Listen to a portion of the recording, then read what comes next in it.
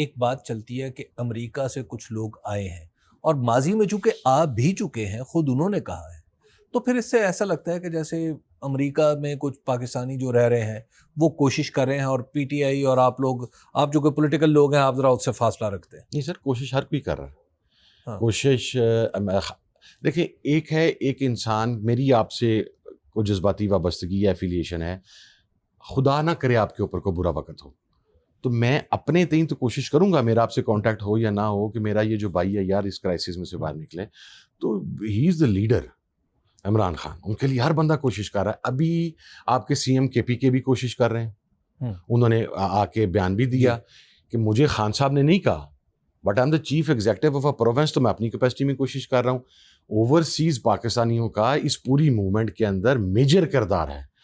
وہ ایک درد ہے ان کے دل میں عمران خان کا. اگر وہ وہاں سے آ کے اپنی کیپیسٹی میں کوشش کر رہے ہیں تو یہ ان کی طرف سے ہے، آن ڈائریکشن آف خان صاحب نہیں ہے.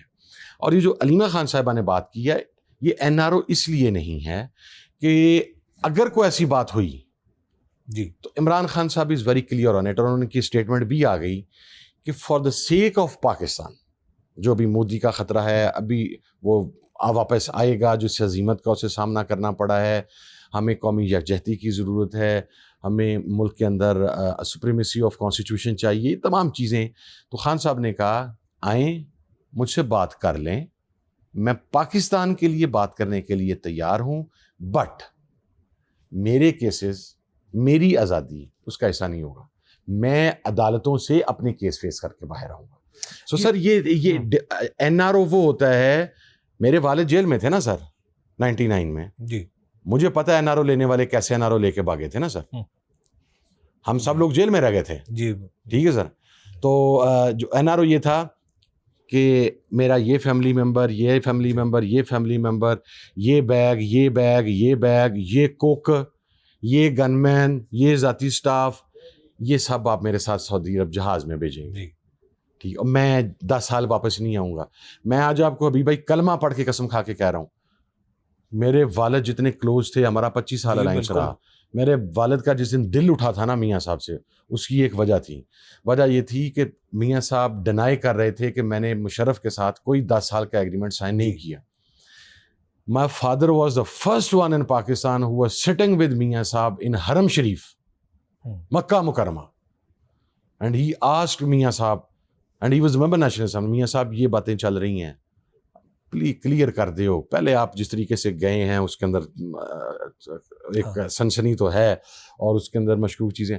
میاں صاحب نے کہا میں حرم شریف میں بیٹھا ہوں، میرا صاحب کسی قسم کا کوئی ایگریمنٹ نہیں ہے.